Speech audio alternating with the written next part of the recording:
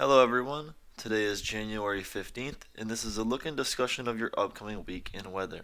Now last week we really didn't have much to talk about, but this week we'll definitely take the things to talk about and multiply those by 5. In a general sense, temperatures are looking above average throughout this week and rain is also looking above average.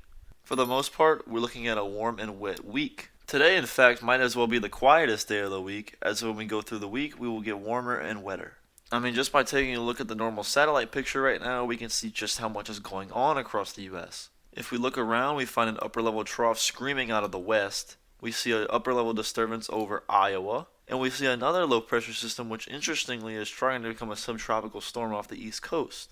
Now while this low has nothing to do with our area and the weather with it, it's very interesting to see a subtropical storm try and develop in January of all times. If this does manage to swipe a name, it'll be Arlene, and it'll be the first name of the 2023 hurricane season, even though it just started 15 days ago. But like I said, this doesn't have anything to do with us.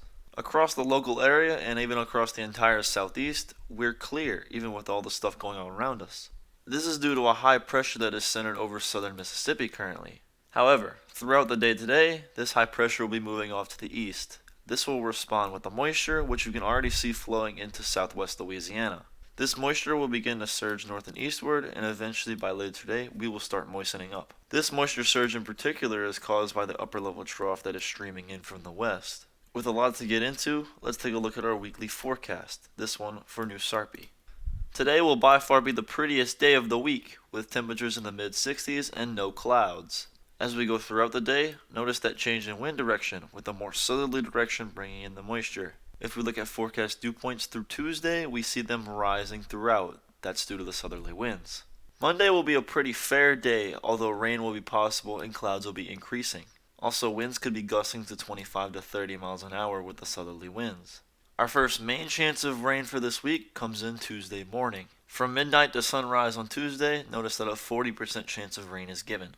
After that system passes, notice how we still manage to be in the southerly winds, which keeps our moisture high throughout this week. On Tuesday, clouds and rain will be departing as our highs creep into the mid-70s. However, as we get into Wednesday, severe weather becomes possible. Notice how strong our southerly winds get, with gusts up to 30 to 35 miles an hour possible. Highs will be into the mid to upper 70s, which encourages the warm and moist environment. This will set the stage for increased rain chances.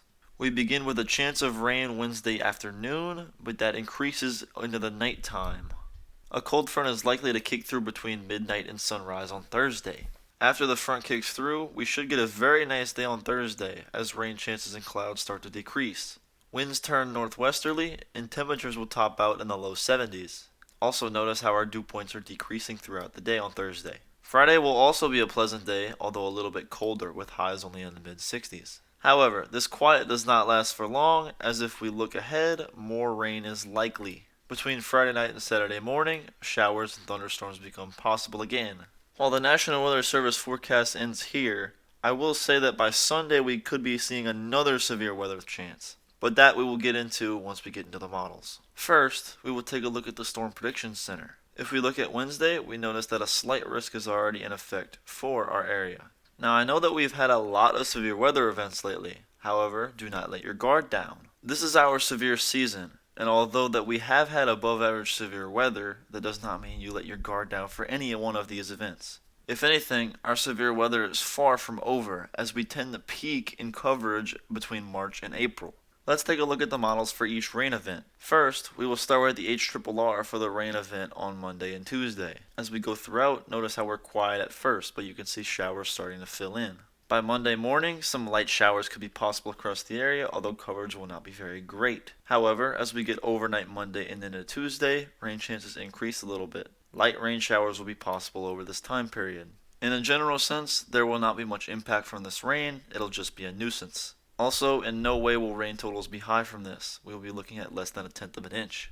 Next, we move to the NAM and our upper level winds. As we go throughout Tuesday, notice how a trough is moving in from the west. Once we get to Wednesday, this trough begins to overspread the area. This, on Wednesday and into Thursday morning, will create our next chance for severe weather. Wednesday morning, a warm front will be surging northward. Off to our west, this will create the energy values needed in order to create severe thunderstorms. Now across our area, instability is rather meager, but as we go, I expect it to change as this moisture tongue in the Gulf will end up overspreading our area overnight. Now keep in mind that this NAM run ends here, so I can't go forward in time to show you that, but just know that it is likely to occur. The biggest limit for our area on Wednesday will be the low-level jet that ends up moving too far north. Notice how throughout the loop, the low-level jet is moving too far to the north-northeast. Notice how the stronger winds are up in northern Louisiana and eastern Arkansas. Once you get down to our latitude, the winds are about 20 to 30 knots weaker. This will make wind shear weaker in our area and supercells less likely. Looking at the supercell composite, you'll notice that areas to our northwest are more favored with that low-level jet placement. So all in our area, while a severe weather threat will exist, it'll likely be a wind or hail threat. Swapping to the GFS as we go through Thursday, we'll notice that a front kicks through, knocking dew points down. Thursday and Friday will be the quietest days across the area. However, as we go towards Saturday, notice how the dew points start to creep back in as a warm front surges northward. This, on Sunday, could set the stage for some severe weather, and some very significant severe weather at that. If we take a look at our upper level winds again, we notice a trough coming in from the west that is strengthening as it gets into our area. Compared to Wednesday's trough, notice how far south this one ends up getting. With the warm front surging northward, our energy values also surge northward. Values between 1,000 and 2,000 will lead to an unstable environment. If we look at our low-level winds, we'll notice that they're a lot more favorable on Sunday than compared to Wednesday. This will lead to very healthy low-level shear values. With all these ingredients in place, it's no secret that our supercell composite values are near 6 and 7 at their peak in southwest Mississippi and southeast Louisiana. Overall, Sunday's threat looks far greater than Wednesday's, although keep in mind we are still very far out and things can very easily change with this. We will continue to monitor this threat throughout the week, but for now, I'd highly suggest that we focus on Wednesday. With all that said, there's a lot going on this week, so make sure you stay weather aware. If you haven't already, make sure you subscribe and like this video, and I will see y'all in my next discussion video. Thanks for watching.